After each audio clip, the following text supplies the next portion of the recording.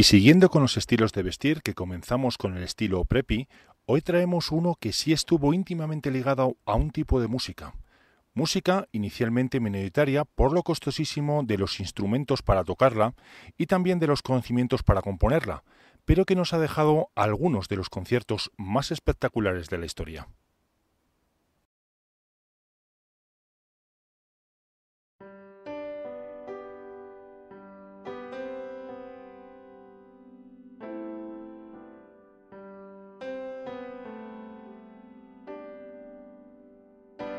Bienvenido navegante. Desde Ávila, España, te saludamos para presentarte un estilo de vestir probablemente muy ignorado, pero que luego ha dado muchos otros y de alguna forma sigue todavía entre nosotros. Es el estilo techno, un estilo que pese a su aparente conservadurismo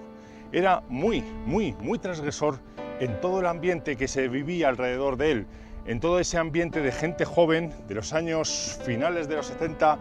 principios de los 80, a pesar de, como digo, ser un estilo en apariencia muy conservador. La música que dio origen a este estilo, la música techno, empezó a mediados de los años 70 con un grupo alemán llamado Kraftwerk, que fue uno de los primeros, probablemente no el primero, pero sí el que más hizo hincapié en ella, en hacer una música solo con sintetizadores, con ordenadores de ritmo, con todo ese tipo de aparatos digitales, que por lo tanto no hacía falta una gran orquesta para llevarlo, lo podían llevar en aquel caso 4 personas, 4 hombres, podían hacer perfectamente un concierto manejando 4 ordenadores o 4 sintetizadores u otros elementos electrónicos. Posteriormente este estilo empezó a salir de esa zona pues relativamente estrecha, porque la gente que puede apreciar ese tipo de música tampoco era mucha, la gente que podía crearla tampoco era mucha, porque necesitan unos conocimientos técnicos muy avanzados, aparte de pericia como tal, hace falta conocimientos de programación, conocimientos de ordenadores, conocimientos, etcétera, etcétera, etcétera. Por lo tanto, estaba limitado a un grupo de gente determinada, y precisamente por eso era rompedor dentro de su ambiente. Siempre se ha dicho que la juventud es rompedora con la generación posterior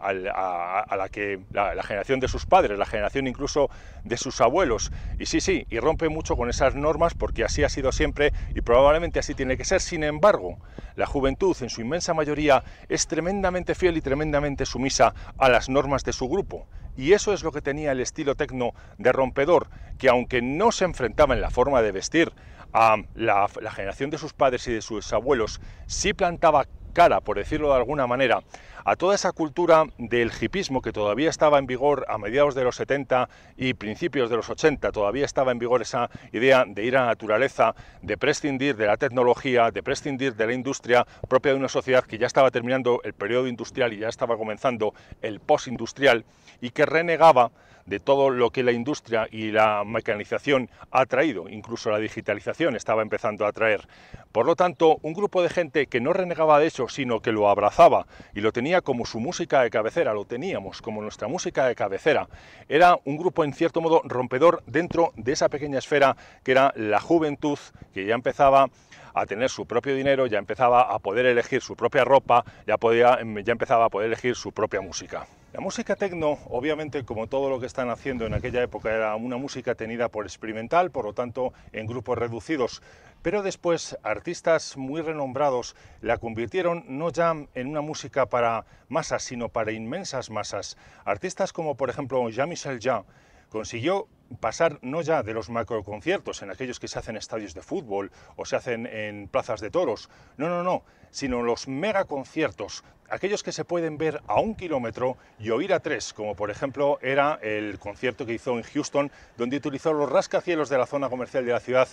para proyectar en él las imágenes y para proyectar en él partes del concierto con una potencia sonora impresionante. Por lo tanto, la música techno, pese a su condición de ser una música para gente muy instruida, para gente muy cultivada, por lo menos en determinados ambientes técnicos, pasó a convertirse en una música tremendamente popular, y obviamente empezó a disgregarse, y el estilo de vestir también empezó a disgregarse. Por lo tanto, se puede considerar que a mediados finales de los 80 el estilo techno ya no existía como tal, porque se había dividido en otras ramas de la música tecnológica, como es por ejemplo el ácido house, como puede ser el hip hop y muchos otros estilos del rock psicosinfónico, el rock progresivo, etcétera, etcétera, etcétera, estilos que tenemos ahora mismo. No quería dejar de pronunciar, aunque obviamente hemos hablado de los alemanes, de Kraftwerk, del francés Jean-Michel Jarre, también el griego Vangelis hizo bastante por esta música y mucho también se hizo por ella en Detroit, esa ciudad que fue en su día la meca del automóvil, una ciudad muy industrializada y en decadencia, pero que también nos ha traído muchas contribuciones a este nuevo estilo de música y también a este nuevo estilo de vestir, que es el vestir tecno, o que fue, mejor dicho, el vestir tecno. El estilo tecno empezó un poquito después de la música, porque si vemos, por ejemplo, a Jean-Michel Jarre en 1975, en su vídeo de Equinox, vemos que vestía como se vestía en aquella época, con pantalones vaqueros, jeans de pata de elefante y demás prendas de aquel momento. Pero posteriormente el estilo empezó a caracterizarse, como ya hemos dicho, por ser aparentemente muy convencional. Una de sus características era utilizar camisa. La camisa era una prenda prácticamente insustituible e inseparable de este estilo. Así lo utilizaron Kraftwerk, Vangelis y demás expertos en este tipo de música. Era una prenda, por lo tanto, bastante convencional, porque en aquel tiempo y ahora actualmente mucho de la música de la gente seguidora de todo tipo de música utiliza la remera o camiseta. En segundo lugar, se utilizaba la corbata, pero con grandes excepciones. La corbata no se podía llevar con el saco, también llamado americana. Eran incompatibles corbata y saco americana. Por eso, porque era un estilo, en cierto modo, conservador, utilizaba prendas que utilizaban los mayores, pero no de la misma forma. Por eso mismo, también utilizaba americana o saco, como ya hemos dicho, como se puede ver en las imágenes, pero no se podía llevar, en ese caso, con corbata. De la misma forma, los pantalones vaqueros poco a poco pasaron al olvido y fueron sustituidos por otros como los chinos o los pantalones de vestir, siguiendo esa idea de ser convencional para romper con la estética que se llevaba en aquel tiempo, que era muy asociada a la música heavy, al heavy metal, a la música metal en general, al heavy metal en particular,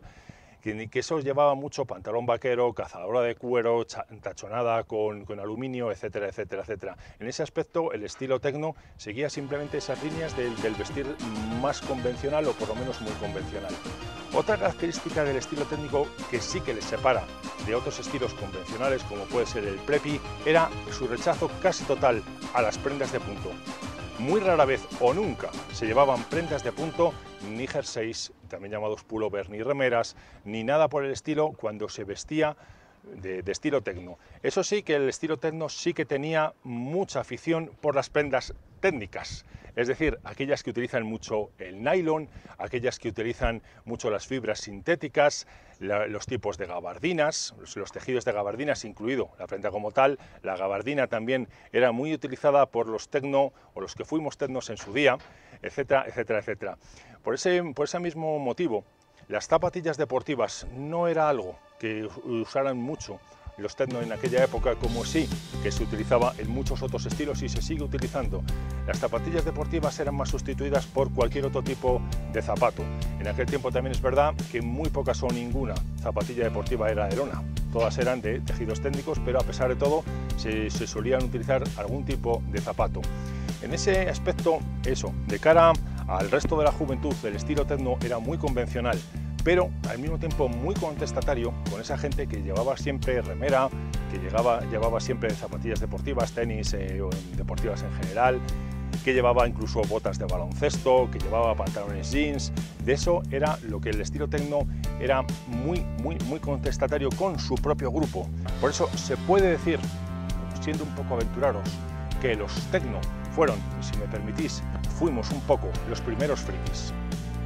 Y así terminamos por hoy con este estilo tecno, que después ha dado muchos otros, como ha sido por ejemplo el estilo del ácido, el del hip hop, y unido a esa música que se ha ampliado enormemente con el rock progresivo, el rock psicosinfónico, el ácido, como ya hemos dicho, el ácido house, el hip hop y un montón de músicas electrónicas que todavía siguen con nosotros y todavía las seguimos escuchando. Esperemos que haya sido útil, que pueda ilustrar un poco más todo ese conjunto de estilos que ha habido en el siglo pasado y todavía sigue habiendo en este, y que puedan ayudar un poco más a ver